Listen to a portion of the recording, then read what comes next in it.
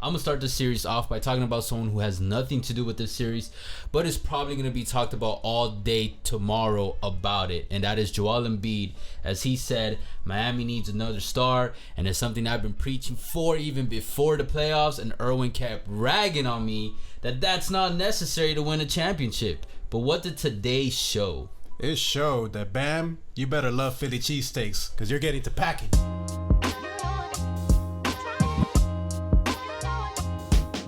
You guys saw the massacre that happened today. You know, the game was good until, again, another fucking blowout. Like, don't tell me it's not a blowout just because it doesn't happen from the first quarter moving on.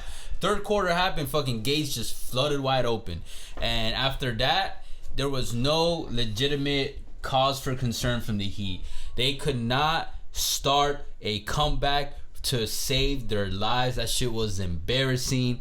And Celtics just kept hitting threes after threes, and then they also just kept making shots. And even when there was some things going Miami's way and you're like, oh, maybe, nah, life was like, let me snatch this little glimmer of hope y'all have. And with that being said, I got three major takeaways, basically takeaways that I've been saying since before the playoffs on why I personally didn't have the Heat reaching the finals or winning the championship. I thought it was possible they could reach the finals, but definitely not win a championship. And those takeaways are: Miami needs a second star / go-to shot creator, because there's not even a shot creator over there, or another one. Better rebounders, either bigger big man, whatever you want to call it, just better rebounders. And today was a great example of why a squad, a team, cannot rely too much on G League role players. Well, okay, whoa. Don't disrespect, Max Strus has worked his ass off. Gabe Vincent has worked his ass off. They're not G League players. They're not stars by like any means. But they are definitely NBA valuable players. When I say G League players, I'm saying like that's where they came from, undrafted. And but now, but what were your points? My points is Bam Adebayo, you were more aggressive today, but I mean, shit, you're doing ass like an aggressiveness. He wasn't going to be as aggressive as you wanted. When it comes, but he's not the second star that the Heat need to get us where we want to. And Tyler Hero, your boy, he does not deserve the max. My who? Yeah. And okay, so let's break down point by point. We'll just bounce back and forth. I got 3, you got 2, so it'll be easier just to go back and forth. Miami needs a second star and go-to shot creator. I've been preaching this forever. They have Jimmy Butler, but even Jimmy Butler is 34, 33, and he gets gassed out. So even then, Miami doesn't have a true superstar. That was another problem that I had with this team, looking at them on paper, on like reaching the finals and winning the championship. They got this far because of Heat culture. But Heat culture can only drag or push you so far if you don't have the legitimate talent pool and skill sets to carry a Larry O'Brien trophy, which I believe that's still what it's going to be called after the remodeling, if I'm not mistaken. I think it's going to stick with the same name. It's not? What's the new name? No. I was thinking about something else, but it's FTX Arena. But go ahead, finish your point. And I'm just finally glad that someone of caliber like Joel Embiid is saying that, because now it proves my point that I've been preaching. And it's like, guys, how can you not see it? Just another star. It doesn't have to be another superstar, preferably a superstar, because Jimmy, I think, would be better as a A2 star, like A2 superstar, next to an A1 superstar. And then Bam or Tyler or Oladipo even can be that third guy, because they'll make either one of those three would make great third guys. I think we agreement with that, right? Yeah. And like, I would say the biggest example today was in the early fourth quarter, when 12 minutes is a lot of time to make the comeback that they could have made to legitimately make this a game towards the end or even get a W. Mm-hmm. And who did they have pushing up the ball? Gabe Vincent. But that's my third point. We'll get to that later. And not only that, because he had 2 crucial turnovers and then he was missing shots. Duncan was everybody was missing shots, and that's my main point. Where the fuck was the go-to shot creator? Why were they so focused on making threes? I get why they were trying to make threes, but it's like, if you had someone of fucking Victor Oladipo's caliber, I'm gonna say, just because, like, he's on the team, and if he was able to just Go for a 2, go for a layup, go for some easy posts or some easy mid-rangers. Just easy shots that could get past the Celtics defense, which it should be Bam, to be honest. That comeback could have actually been more possible. You get what I mean? Because it was just, all you have to do is, with 12 minutes, even up to the 7 to 8 minute mark, you just have to, at 15 to 18 points, you just got to start bringing that number down by 2. You don't have to go for the 3s. You make a 3, perfect, but then just keep going for easy shots. And they don't have a go-to shot creator that can just make a bucket when needed. And in the playoffs, that is super necessary. That's been preached by every single person on the fucking goddamn planet that watches basketball or has played basketball on a professional level. And the Heat don't have that. And when Jimmy's not hot, then they got nobody. Nobody. Credit to the Celtics defense, because you saw in the second round, they were holding it up. They were doing a pretty, as best of a job possible of trying to slow down Giannis. Which, shout out to Giannis. I don't know if you saw this, but Giannis was the only player today. They released, I think it was today, all the votes for the, I don't know why I'm doing this, but it was a graph. Yeah. The Excel sheet with all the votes for the All-NBA first, second, third team. And Giannis was the only player that had 100% first team ballot votes by the entire media. Clean sweep. And I was like, well deserved. I'm glad that everybody's in agreement that this guy is it. And I'm glad, to me, that solidifies objectively, or at least general consensus, that Giannis Antetokounmpo is the best fucking player on the planet at this moment. All right, continue. You already finished your point, your first point, right? Yeah, but you don't want to say anything about it? Look, the only disagreement that I have is I think Jimmy is a superstar. Not an A1 superstar like you're saying. I think he's a A2. A second tier superstar. But a superstar. He's an A-. Yeah, a superstar nonetheless, man. Because, man. Or was he tonight? Okay, because everyone can have their bad nights. With that point that you're saying right now, man, like you're seeing it right now with the Golden State Dallas series. Luka, he's an A+ superstar. Yeah, he's A+. But the problem is, every superstar, whether it's MJ, whether it's Kobe Bryant, you need a legit Robin, whatever superhero you want to say. Yeah. And actually going to translate to my point, but I'm going to let you finish it with your point, that Miami does not have a legit Robin. It took this long for him to finally say it. How many times did I keep telling you this shit? Like, yo, bam. You're like, yo, Lowry. Okay. I'll give it. Lowry's not 100% healthy, so I'll let that one slide. Okay, yes. It's just. You're like, yo, Bam. Because I'm so disappointed, man. Because Bam is talented enough to be like that. But I don't know what it is with him mentally. Like I said, credit to the Celtics defense, man. I'm like, look, I don't know what it is, man. Get some Tony Robbins or like whatever shit it is, man. But my God, man. Like, I'll drop this gem because I learned this in high school from a teacher and it stuck with me because I was like, you are goddamn right. Potential is nothing. All potential is potential. And when you don't realize potential, it's nada. Parents are always like, oh, my kid has so much potential. My kid has so much potential. We'll bring it to basketball. Oh, this draftee has so much potential. Bam Adebayo has so much potential. It doesn't matter if the player doesn't realize the potential. And I just felt like at this point, I don't think he's going to realize. I could be wrong. I'm not gonna lie. I'm being a little exaggerated right now because it's the conference finals. But the time is ticking, and I think in the end we might be seeing what Bam Adebayo is going to end up being in terms of like his career legacy. Yeah. What's good. I'm glad that you brought Bam Adebayo. Like I said, I don't think he's the Robin that teams need. Definitely Batman. Is he talented? Yes, hell absolutely. Yeah. Is he a good guy to have in the locker room? Hell yeah, very good guy. I like. Should we have kept Whiteside and traded Bam though? Hell no, Whiteside can go kick rocks, man. That guy's out of the league about to get out of the league for a reason. Like, he's cool as fuck to see his Snapchat, but like in the court, man, he can go fuck himself, man. Like shit, man. Like I'm glad his ass is out of here, man. But which actually gets to my point. Bam. Like one of my friends was bringing this up with me. I think I brought this up in a video. Bam versus a decent big man, like 6'11" and up, Kwame Brown. 6'10" and under, all-star caliber player.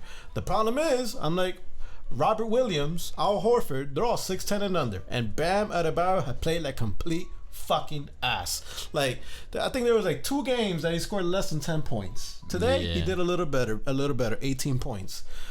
Game 3, he showed up. Last round against Joel Embiid. Joel Embiid, obviously, superstar. Like, in any given day, he's the number 1 or number 2 best big man in the league whatsoever. Shriveled up. Nothing. We cannot have that going on, man, because not even Luka, not even LeBron can be able to carry this shit if nobody else is helping you out. And I'm like, shit, if you're shooting 7 for 45 from 3, good fucking luck. I'm like, when it comes to that. So, Bam, and which actually brings it up with this tweet that you brought it up earlier. Miami needs another start, and guess what? Joel Embiid, Jimmy Butler, they're boys, which I'm bringing up the tweet right now. Jimmy Butler saying, I know a place where villains are welcome. And Joel Embiid's damn right, my brother. So my brother, get the package, you're coming down here to Miami. Bam, get the package, you're going to Philadelphia. No, yeah, and I've been saying for a fat minute that Joel Embiid is coming to South Beach. I've been commenting that on videos for I think 2 years now on the BTD channel, even my personal YouTube account, because I just think it makes too much sense. That's how much sense it makes. It's almost common sense at this point.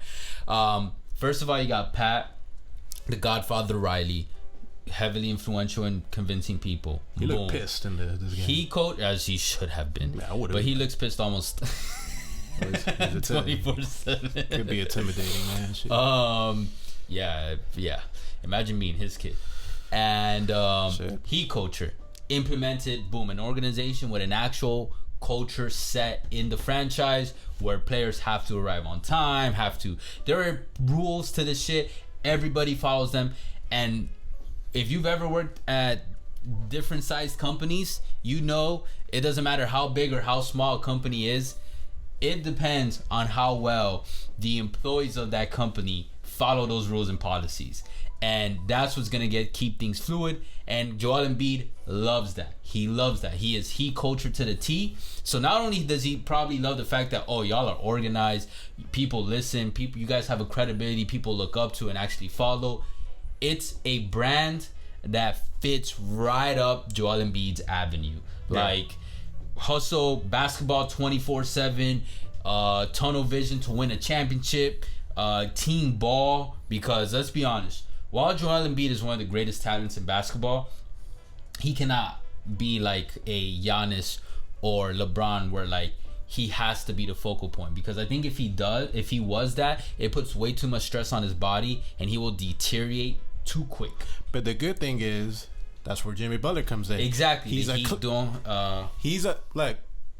a superstar or not, whatever. We could go in circles when it comes to this, but no doubt something that we could agree with Jimmy Butler when he's not gassed out. He's a certified closer. Yeah, and on top of that, the Heat have an actual team. I know I'm talking shit about the players that they have now because I'm talking shit more so on the weight of responsibility that the Heat are putting on these players. They're not meant to have that weight. They don't have that. They're not at that level of talent and skill set. Could some of them reach that? Maybe. But right now, the current players that have the current amount of weight that the Heat are relying on to reach the promised land, no, it's just not going to happen. Now, what Joel Embiid probably recognizes that, damn, they got some dope players. They got Strus, even whoever stays or goes, whatever. I'll just name everybody that is on there. Strus, Tyler, Bam, Vincent, all those guys. Depot if he stays, Tucker. Hey, you put the right stars around them, every motherfucker that I just named can step up because now there's much less stress and focus on them on the offensive end and even the defensive end. Yeah. So just keep that in mind. And on top of that, I've stressed this a lot before. Look, when you're picking a place to work at, don't you want to work at a location that, makes you happy?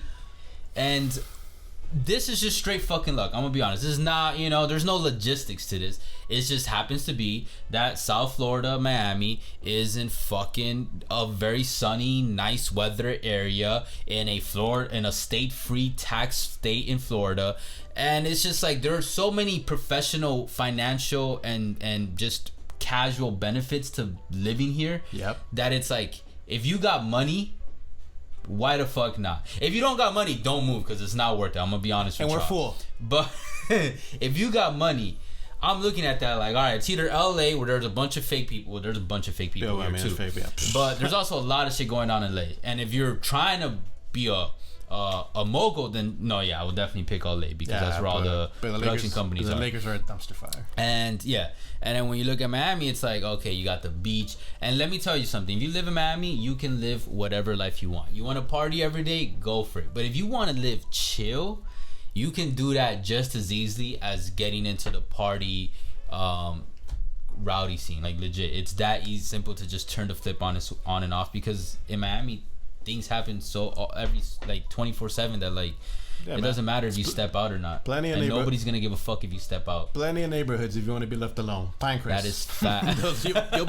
you'll be left alone. Not even. You go to Sunny Isles, bro, if I'm rich, I'm living in Sunny Isles, because then I just drive back down if I want to go to some of the clubs or strips, and then I just drive back up and just be chilling. And if I want to go super chill, I just go to West Palm, or I go to the west side, go to Naples, Bonita, Fort Myers, and that's it. Or shit, man, if you want to be super chill but you still got a little bit of hood in you, West Kendall. Yo, I can't believe you got that. Hey, going to A-Rod, Alex Rodriguez, he's like, yo, I grew up in the hood, Kendall. Nah, like, but he didn't say West Kendall. He said Kendall. I said West Kendall. And there's a big ass difference between Kendall. All right, now let's just move on to the second point. I said bigger, better rebounders. Look, Bam, this is something you brought up last reaction. He's 6'10", right? And you said he looks like, what, 6'9", below 6'10" when he faces anyone above 6'10"? No, or 6'10" plus? No, what I said is this. My friend was bringing this up. You know him. When Bam faces somebody that's 6'11" and above, Kwame Brown. 6'10" and under, all-star caliber player. Well, that's what he was doing with the rebounds today, man. Like, I already talked about how bad that we didn't have shot creators. The people that were trying to make points for the Heat weren't fucking sinking them shots. And then the rebounds were just everywhere. Boston got probably more than half. Nah, maybe I'm exaggerating. I gotta really, I can't remember. It's already been a while since the game ended. But, they were losing rebounds that they shouldn't have lost, or they could have gotten, because Bam was just surrounded. I remember seeing a lot of times it'd be Bam and then two other guys around him to get the re. Like, what the fuck, Miami? You know you need to get a rebound because your shot is complete shit tonight. And I'm just like, well, one, if Joel Embiid is on the floor, we wouldn't have that big of a problem because he's an actual big guy. Or two, just get another power forward that could be maybe by his side, or just another better rebounder that's quicker at going from the arc or close to the arc to down to the paint ASAP when they see the ball flying around, or someone that's really good at predicting rebounds. That's another skill set that I have learned to appreciate. A player that can predict rebounds. Dennis Rodman did a great job of talking about that in the last, what was it called? The Dynasty, whatever. Last Dance. The Last Dance. There you go. And yeah, I just that was one takeaway that I was just like, fuck. And it's not just tonight. I've seen it before in other Heat losses. But tonight it was crucial because I start thinking okay, if we have better rebounders, and we're catching some more of these rebounders, at least we'll have some more second chance points. That with this squad, maybe we'll make a couple of those second chance points if we got them. And it's just well, we won't have a chance if we don't get the rebound at all. But yeah, that, and more importantly, in the event that we're having an ass night from our shooters, that they're shooting 7 for 45 from threes, a big man like Joel Embiid is somebody, all right, we clearly don't have it today with our shooting. Somebody we could throw the ball, down the post, get us a bucket when we need it. And more importantly, with him in the paint, it's going to open up more open shots for our shooters. That's helping us maybe get out of our damn fun. I thought you were going to bring up that. I've been wanting and saying too that Miami needs a post up man, a go-to post up man, and not just Miami. I think I said this about Embiid for the Sixers. What happened to the post up game? We should bring that back. It's time.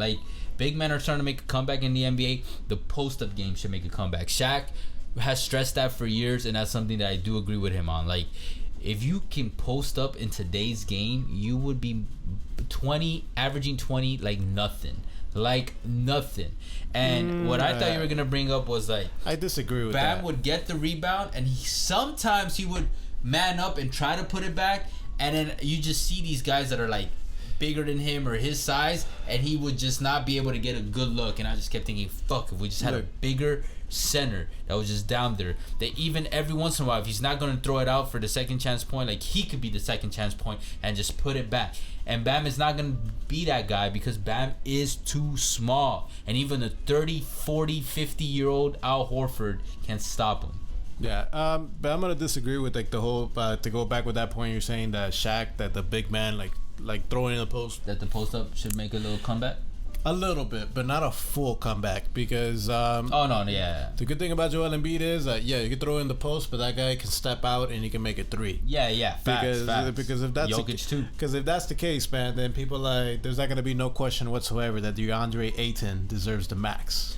He's got to be able to do it though. Yes, Ayton doesn't do it. Ayton needs a guard to help him. Yeah, exactly. Like, I know he's not the best example, but it's like in the 90s, he's probably might have. To this day, I'm gonna bring your boy up. To this day, the most unstoppable shot in the NBA has not been Steph Curry's threes or LeBron's drives to the basket or Jordan's mid-range. It was Kareem Abdul-Jabbar's hook shot. Yep. That was the number one. And I'm not saying he's got to do hook shots from the post up, but that involved posting up. Good thing you brought up, that he's my boy, even though he's a fucking asshole. So, because I'm gonna bring up your boy, Tyler Hero. He's slowly slipping out of that boy's crew. When he gets to that, look, I was definitely wrong when it came with him saying that to trade his ass, for Bradley Beal or James Harden. Could you imagine if James Harden was on this Heat squad versus the Celtics? That would be would have been lost. Truly fucked. Because at least Tyler Hero, he has some trade value. He's young, but the Heat are in a little bit of a predicament right now. They got to decide whether to give Tyler Hero the max deal to extend him, or trade him, or do whatever it is. If I was in that predicament, look, he can ball, Tyler, but he's not going to be that person that we need because right now the Heat are in a win now mode. Mm-hmm. And with the way Jimmy Butler's 33, 34. Exactly. So I'm like, Kyle Lowry's even the same age or a little older. Yeah, exactly. So if I had that choice, I'm gonna trade Tyler Hero. And there's a couple of people that come to mind for me. Some of them are your boys, actually. First one that comes to mind with me, he's part of my boys crew, Donovan Mitchell. It's not going so well in the Utah Jazz. I disagree with that one. We got that connection with D Wade over there. I guess you might disagree. I know we spoke this off camera. Another boy of you. Well, no, Donovan's not your boy. He's my boy. Boy of yours, Zach LaVine. He's an unrestricted free agent. Another guy of yours. He made that Lakers comment too. Yeah. I don't know if he goes to the Lakers. LeBron's got a nice Robin, or actually no, a good Batman. I think that'd be a Batman Superman. Look, man, like to have everybody going to the Lakers, man. That's like shit. But take Anthony Davis out of the Lakers. Who else you got? The other person that I got as well is another boy of yours, De'Aaron Fox. De'Aaron Fox is in that Dame situation, man. If he leaves Sacramento, that guy's rotting away. Yeah, over there in his potential is immense. And Fox, he's a fucking bucket. Yes. When it comes to that, LaVine, a bucket. Mitchell, a fucking bucket. LaVine and Fox during this little mini comeback at the end, in the beginning of the fourth quarter, they would have gotten some buckets for. Even if they were having a bad night, they would have gotten some buckets. And look, Pat Riley, like this season's kind of reminded me of like 2005, 2006 Heat season. Jesus. When they lost in the Eastern Conference Finals to the Detroit Pistons. And then he came back to win it all. In Game 7, in that offseason, Pat Riley got to work. I think he did the biggest trade or no, didn't they already have Shaq in 2005? Yes, but Pat Riley, he retooled immensely. I think that big ass trade was what included Shaq, no? No. He bought Antoine Walker. He bought Jason Williams. James Posey.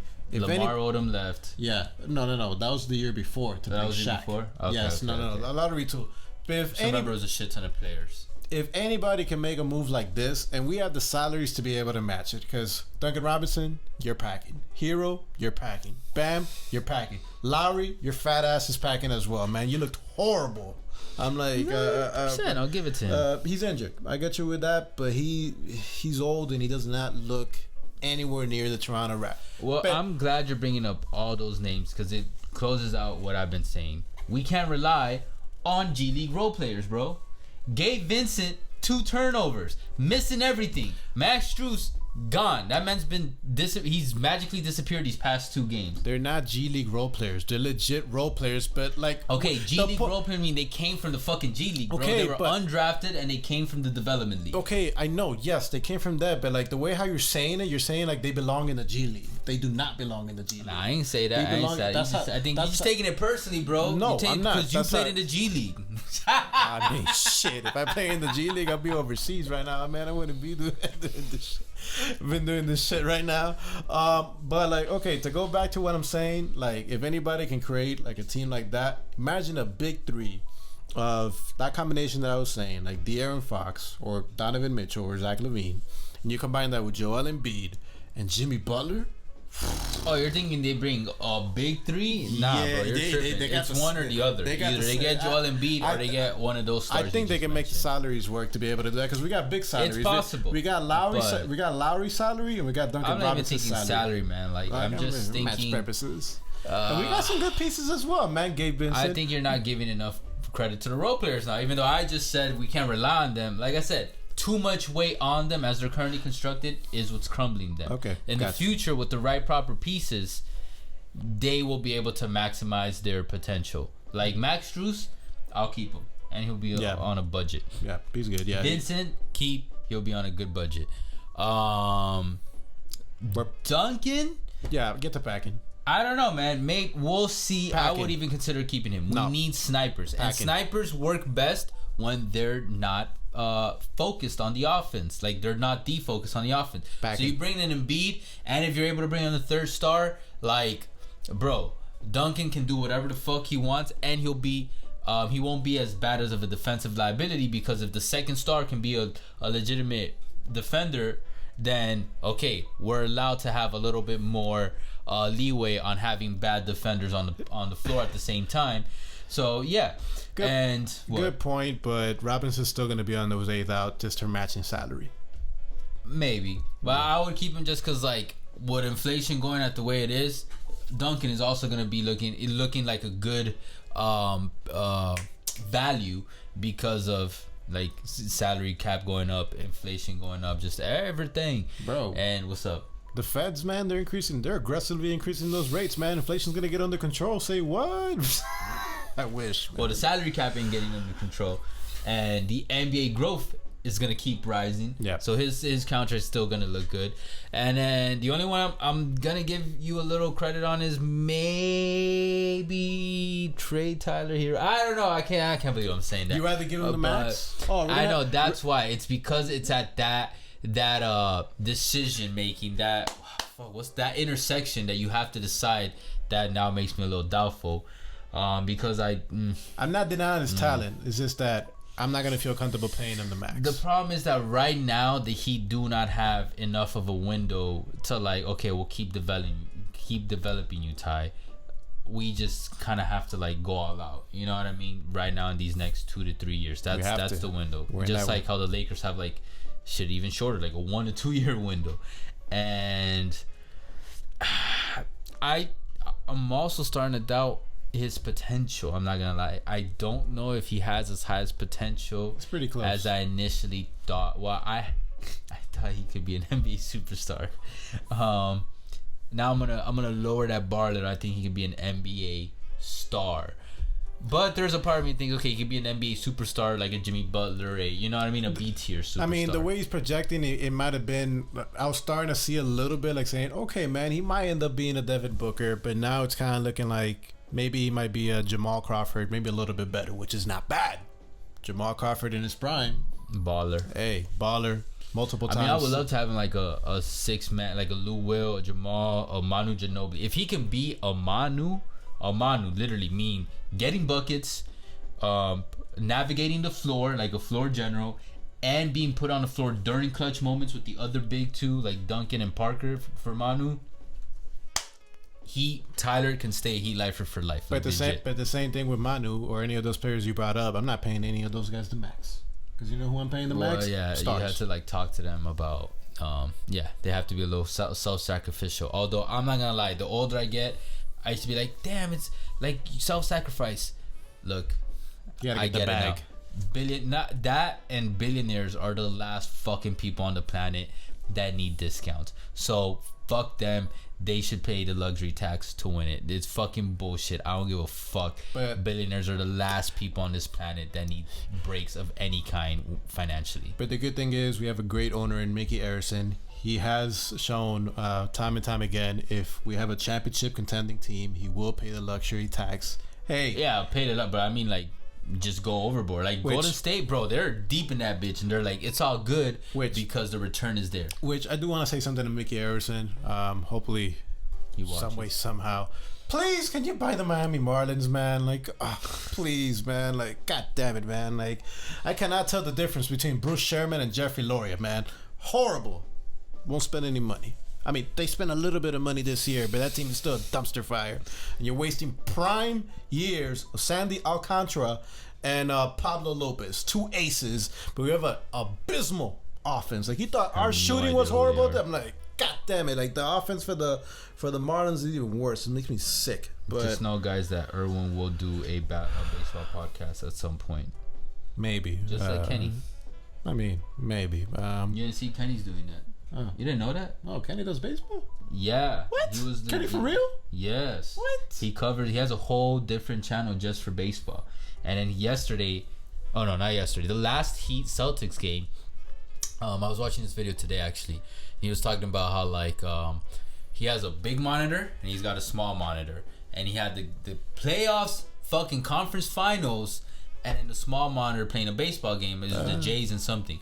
And he's like, and this is why I've been saying it's a snooze fest. He's like, the blowout's so bad that it's like, I'm for the first time in the entire playoffs this year, he switched from the monitor, or I think ever for him as a basketball tuber, he switched the basketball game to the small screen and the baseball game to the big screen because that's how bad the basketball game was. And I 1,000% agree with that. Today, I'll end it off with this. Today, I was actually fucking happy when I saw the halftime score and when I was watching the third, fourth quarter, and even some of the second quarter. I was like, ooh, close game. Maybe, just maybe, we're finally gonna get a fucking excruciating last 5 minutes back and forth. Some legacy, historic playoff moments like, oh my god, Butler's gonna do something or Tatum's gonna do, or something's gonna happen.